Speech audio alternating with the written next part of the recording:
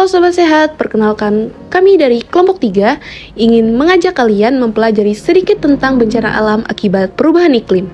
Dan apakah gaya hidup berkelanjutan ini dapat memecahkan masalah tersebut? Yuk kita simak video berikut ini. Let's go! Apa sih yang dimaksud dengan gaya hidup berkelanjutan? Gaya hidup berkelanjutan adalah prinsip-prinsip hidup yang memiliki kesadaran untuk mengurangi penggunaan sumber daya alam, baik secara individual maupun sosial. Sedangkan perubahan iklim adalah perubahan rata-rata salah satu atau lebih elemen cuaca pada suatu daerah tertentu. Kita dapat mengurangi dampak perubahan iklim dengan 3 cara, seperti mengurangi sampah plastik dengan refill, mengurangi kebiasaan membeli baju setiap bulan, tidak berganti sepatu setiap gajian atau belanja impulsif, menyortir barang-barang yang tidak dibutuhkan seperti mengeluarkan barang tak terpakai tersebut dari rumah apakah itu disumbangkan, dijual kembali atau bahkan dibuang, dan hemat energi listrik berbahan bakar fosil. Sesuai dengan penjelasan sebelumnya, kita dapat mengetahui bahwa gaya hidup berkelanjutan dapat menyesuaikan ataupun mengurangi dampak perubahan iklim.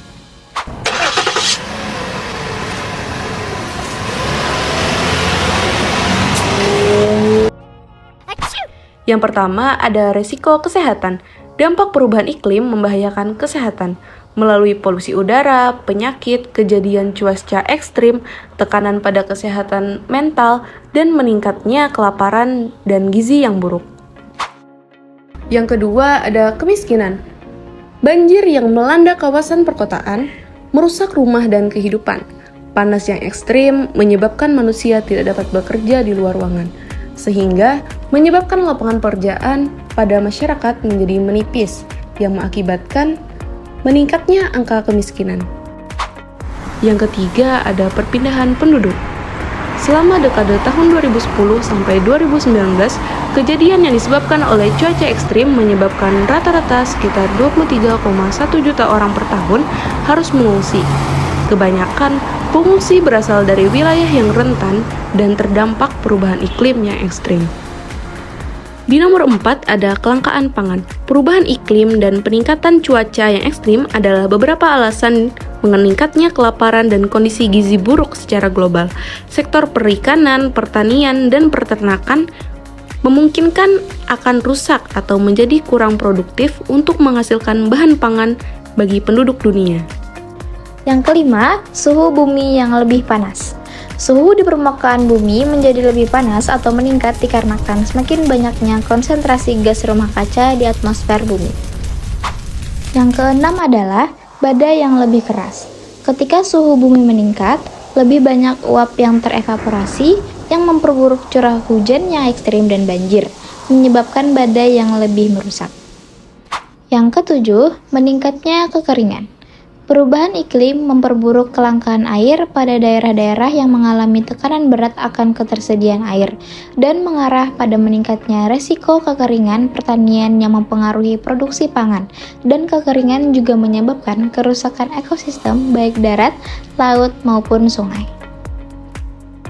Yang kedelapan, meningkatnya suhu dan permukaan air laut. Lautan menyerap paling banyak panas dari pemanasan global. Ketika suhu permukaan air laut meningkat, volume air laut juga meningkat, dan sebaran air laut menjadi lebih luas. Semakin banyak karbon dioksida terserap, menyebabkan air laut lebih asam, yang mana akan membahayakan kehidupan laut dan terumbu karang tempat hidup ekosistem laut. Yang kesembilan dan yang terakhir, hilangnya spesies. Perubahan iklim menimbulkan resiko kelangsungan hidup bagi spesies darat maupun lautan. Diperburuk oleh perubahan iklim, saat ini dunia kehilangan spesies rata-rata 1000 kali lebih besar dari kurun waktu tertentu dalam sejarah hidup manusia yang tercatat.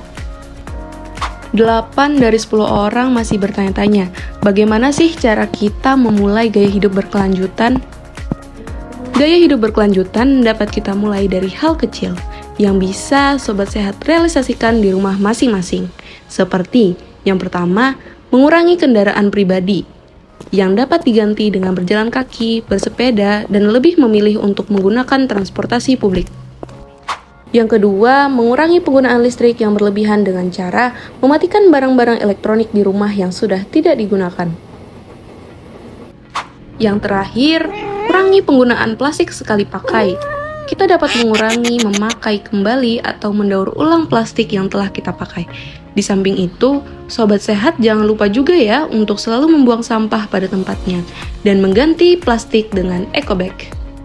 Dapat disimpulkan bahwa gaya hidup berkelanjutan sangat berperan penting bagi kehidupan bangsa dan dapat memberikan contoh kepada siswa untuk selalu hidup perhatian dengan lingkungan dan bencana-bencana alam sehingga Indonesia dapat menjadi negara yang aman ke generasi-generasi selanjutnya. Dan perlu diingat kembali bahwa gaya hidup berkelanjutan ini sangat penting guna sebagai bencana alam di Indonesia dan mengurangi perubahan iklim. Semoga sobat sehat dapat memahami penjelasan dari kelompok kami. Sampai jumpa di next video.